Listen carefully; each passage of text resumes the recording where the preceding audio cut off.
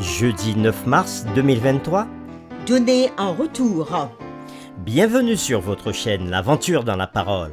Oui, la parole de Dieu nous éclaire, elle nous fortifie et suscite notre foi. Que cette journée soit remplie par la grâce de Dieu pour chacun d'entre nous.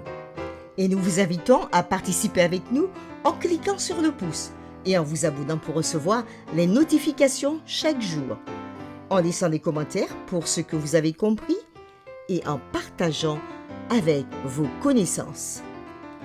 Le texte à mémoriser de cette semaine que nous vous invitons à dire avec nous se trouve dans Apocalypse chapitre 14, le verset 13.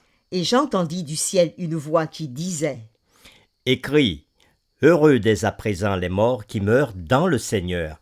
Oui, dit l'Esprit, afin qu'ils se reposent de leurs travaux, car leurs œuvres les suivent. Nous vous invitons à le redire avec nous dans Apocalypse, chapitre 14, le verset 13. Et j'entendis du ciel une voix qui disait : Écrit, heureux dès à présent les morts qui meurent dans le Seigneur. Oui, dit l'Esprit, afin qu'ils se reposent de leurs travaux, car leurs œuvres les suivent. Quelles sont les choses que nous devrions faire ou éviter de faire concernant nos dernières années de vie sur cette terre? Et quels principes devrions-nous suivre? En quoi l'élaboration d'un testament est-elle un devoir aussi sacré que le devoir qui consiste à prêcher l'Évangile? Et pourquoi? On a tort d'oublier les cheveux blancs ont acquis la sagesse.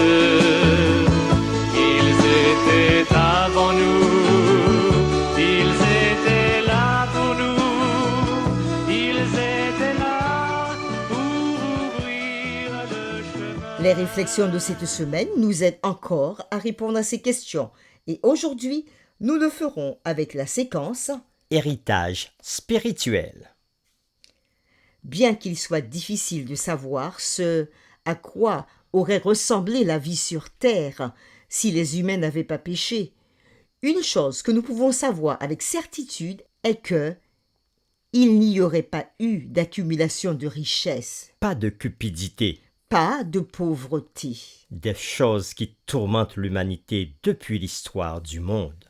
Notre sentiment de possession de ce pour quoi nous avons travaillé est néanmoins une manifestation de la vie dans un monde déchu.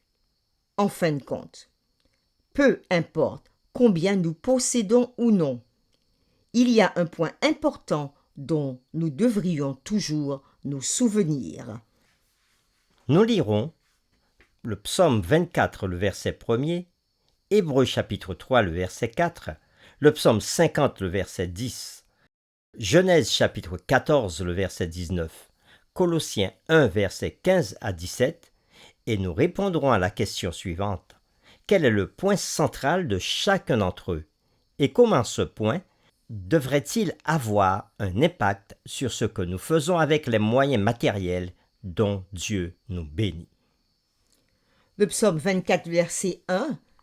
À l'Éternel la terre et ce qu'elle renferme, le monde et ceux qui l'habitent. Hébreux chapitre 3, le verset 4. Chaque maison est construite par quelqu'un, mais celui qui a construit toute chose, c'est Dieu. Le psaume 50, le verset 10. Car tous les animaux des forêts sont à moi, toutes les bêtes des montagnes par milliers. Genèse chapitre 14, le verset 19. Il bénit Abraham et dit : Béni soit Abraham par le Dieu très haut, maître du ciel et de la terre. Colossiens chapitre 1, le verset 15 à 17.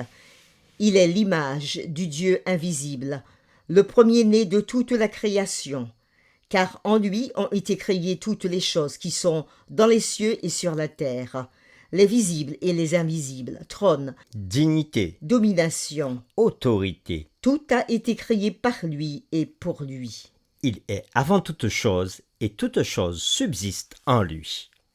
Après la lecture de ces différents textes que nous trouvons dans le psaume 24, verset 1, Hébreux chapitre 3, verset 4, le psaume 50, verset 10, Genèse 14, verset 19 et Colossiens 1, verset 15 à 17, nous répondons à la question suivante. Quel est le point central de chacun d'entre eux Et comment ce point devrait-il avoir un impact sur ce que nous faisons avec les moyens matériels dont Dieu nous bénit? Tous ces textes parlent de Dieu qui est le Créateur et qui soutient toutes choses, et toutes choses subsistent par lui.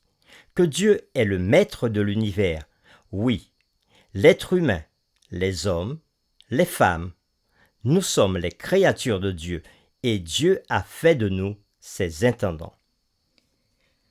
Oui, nous sommes les intendants et les gestionnaires de ce qu'il nous a confié. C'est-à-dire que Dieu possède finalement tout, et c'est lui qui nous donne la vie, l'existence et la force d'avoir quoi que ce soit. Il est donc logique qu'après notre départ de cette terre, après notre mort, tout ce que Dieu nous avait confié puisse être confié à leur tour à de nouveaux gestionnaires et intendants. Ces nouveaux gestionnaires sont nos familles, nos descendants ou toute autre personne ou association qui auront à leur tour la responsabilité de faire fructifier. Par conséquent, chacun doit avoir conscience que toutes possessions sont pour un temps entre nos mains sur cette terre et que nous pouvons en jouir et investir pour notre bien et aussi pour le bien de notre prochain. Dans le livre Conseil à l'économe, l'auteur Hélène G. White dit ceci: en donnant à l'œuvre de Dieu, vous vous constituez pour vous-même un trésor dans le ciel.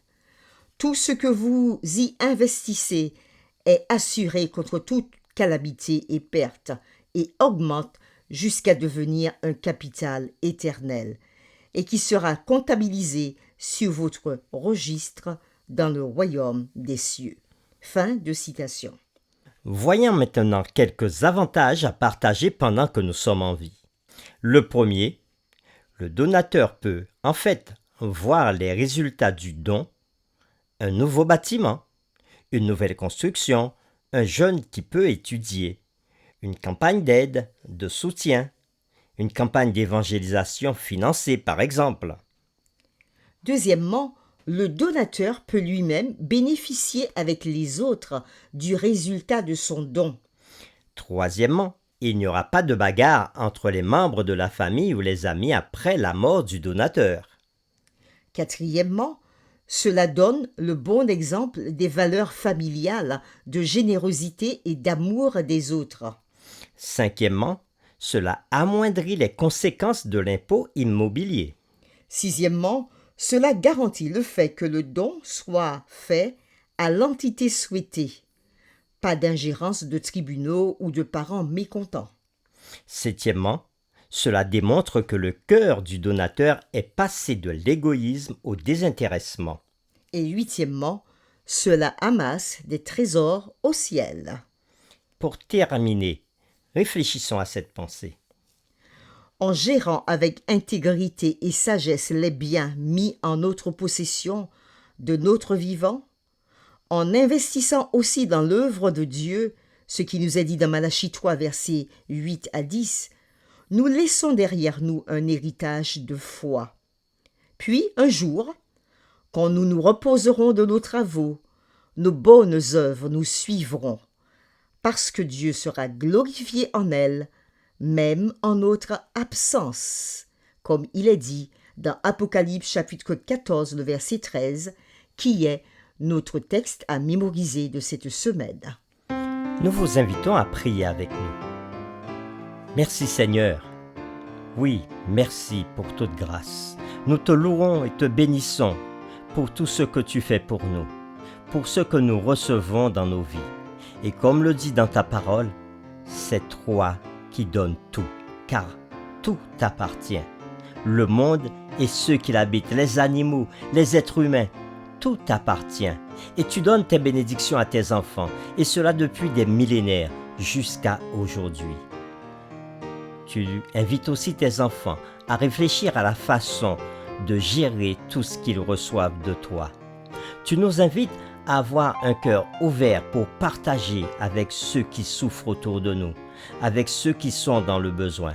Mais tu nous invites aussi à penser à l'avancement de ton œuvre en plaçant une partie de notre trésor dans le ciel, permettant ainsi à ton œuvre de progresser et d'annoncer le retour prochain de Jésus. Seigneur, tu nous as donné toutes ces choses et nous ne sommes que les gérants. Tu es notre bienfaiteur. Aide-nous aussi à être les bienfaiteurs de ceux qui sont autour de nous, jour après jour. Aide-nous à suivre ton exemple et surtout à ne pas avoir peur d'investir pour toi, d'investir dans le ciel comme tu nous l'as dit. Nous t'avons prié au nom de Jésus. Amen.